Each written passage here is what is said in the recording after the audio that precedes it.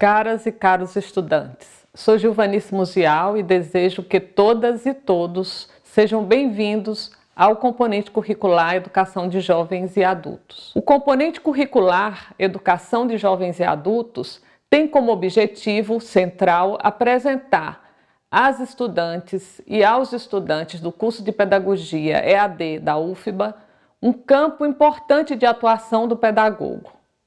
A EJA é uma modalidade da educação básica que está inscrita no campo do direito, sendo também uma responsabilidade pública a sua oferta para aqueles que não concluíram a sua escolaridade básica no período considerado regular. Nas últimas 5 décadas, a educação de jovens e adultos tem se constituído no Brasil como um campo de atuação profissional, de investigação e de produção do conhecimento. No desenvolvimento dessa disciplina, que terá uma duração de 68 horas, iremos trabalhar com 3 grandes eixos temáticos.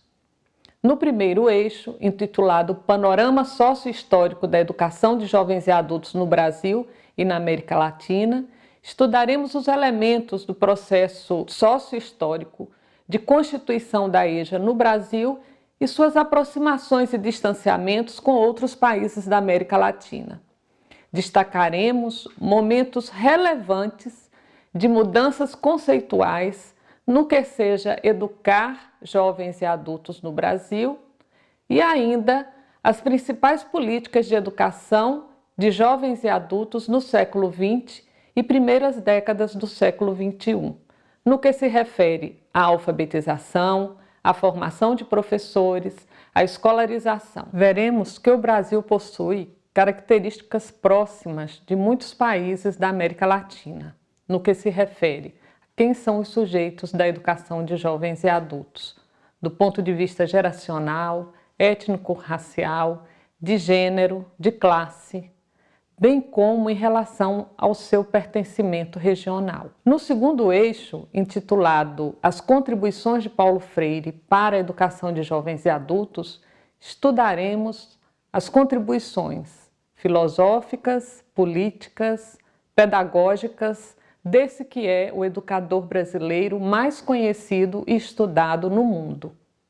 Soares, Galvão e Leite, lembrando que em 2012, 15 anos após sua morte, Paulo Freire foi elevado ao grau de patrono da educação brasileira, perguntam qual seria o significado desse ato, pois consideravam que era possível que muitos brasileiros, entre eles professores e professoras, ouviriam pela primeira vez a menção a seu nome e provavelmente indagariam quem ele era, o que fez para merecer importante homenagem. Ao tentarem responder as questões, afirmam que muitos saberão que escreveu mais de 30 livros e que ele é mais conhecido, mais lido e estudado no exterior do que no seu próprio país. Saberão que antes de se tornar patrono da educação brasileira, ele foi homenageado e recebeu títulos importantes em universidades de muitos países. Saberão que em plena praça de Estocolmo, na Suécia, ele está esculpido ao lado de Pablo Neruda e Mao Tse-tung. Em meio a essas descobertas, saberão que uma das explicações para ele não ser mais conhecido no Brasil se deve ao fato de ter vivido fora do país após o golpe de 1964 e seus livros sofrerem proibições e censuras. Será que os autores tinham razão? Em parte, sim.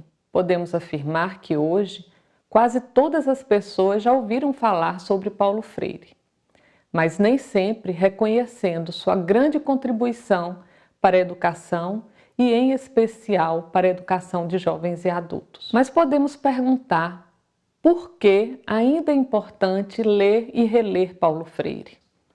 Dialogando com Danilo Streck, ressaltamos 6 principais motivos. 1. Por ser um pensador do ser tornar-se humano. 2. Por ser um pensador conectivo. 3. por ser um pensador que entende a história como possibilidade. 4. Por ser um pensador que recria. 5. Por ser um pensador de ideias largas e profundas.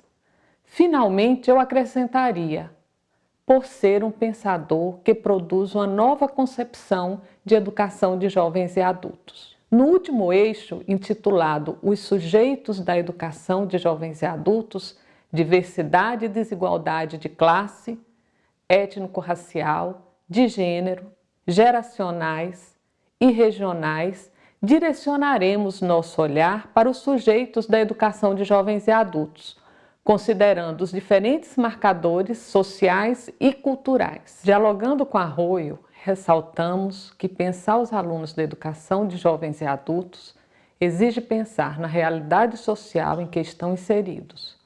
Oprimidos, pobres, sem terra, sem teto, sem horizontes. Entretanto, essa condição de excluído não se justifica a partir da condição de não alfabetizado. Seria ingênuo pensá-los assim. Sabemos que a EJA é uma modalidade da educação básica que apresenta um público majoritariamente dos grupos populares. São negros, pardos e pretos. Nos grupos mais velhos, as mulheres estão em maior quantidade. E nas áreas rurais localizamos os percentuais mais elevados de baixa escolaridade e de analfabetismo. Desse modo, é necessário pensar não só na especificidade geracional, o que é fundamental, mas considerar também os demais marcadores socioculturais. Ressaltamos ainda que desde a LDB 9394 de 96, a educação de jovens e adultos é compreendida como uma modalidade da educação básica.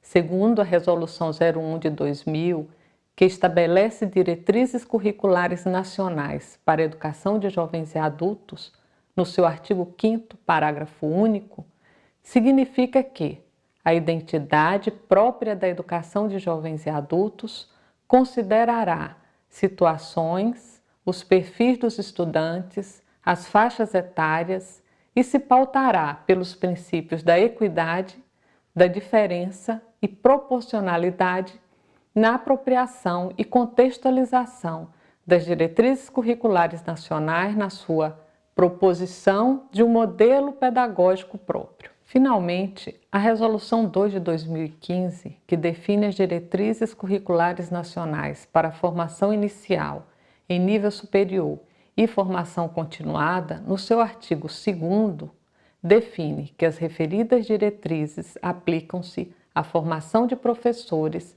para o exercício da docência na educação infantil, no ensino fundamental, no ensino médio e nas modalidades da educação básica, entre elas a educação de jovens e adultos. Nas diferentes áreas do conhecimento e com integração entre elas, podendo abranger um campo específico ou interdisciplinar. Desse modo, a educação de jovens e adultos constitui-se em um campo específico de atuação do pedagogo, que exige formação adequada e atenção às especificidades do seu público, atualmente composto por adolescentes, jovens, adultos e idosos. Destacamos ainda que a complexidade etária é ampliada por outros marcadores socioculturais e econômicos do seu público. Exige uma sólida formação teórico-prática dos educadores e educadoras. Esperamos que tenham gostado da proposta do curso e que aproveitem bastante. Até breve!